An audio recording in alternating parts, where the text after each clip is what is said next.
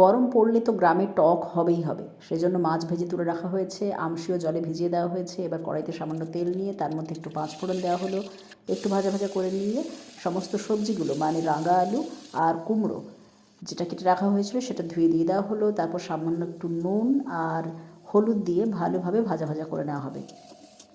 এরপর সর্ষে যেটা বেটে রাখা হয়েছিল তার জলটা দেওয়া হচ্ছে। সর্ষের নিচের যে থকথকে অংশটা সেটা কিন্তু দেওয়া হচ্ছে না, বারবার সেই বাটির মধ্যে জল নিয়ে সেই জলটা দেওয়া হচ্ছে। আমশে গোলা জলটাও এর ওপর দিয়ে দেওয়া হলো। এই ধরনের আমশির টক না গরমের জন্য একদম পারফেক্ট। গ্রেভিটা ভালোভাবে ফুটিয়ে নেওয়ার পর যখন দেখব সবজিগুলো প্রায় সেদ্ধ হয়ে এসছে, তখনই ভাজা মাছগুলো দিয়ে দেওয়া হবে। এরপর আর কিছুই না, একদম হালকা আছে কিছুক্ষণ রান্না করে নাও। গ্রেভিটা যখন আরও গায়ে মাখা মাখা হয়ে যাবে তখন এই মাছের টকটা নামিয়ে নাও। গরম ভাতের সাথে এই গরমে খেয়ে দেখো শুধু।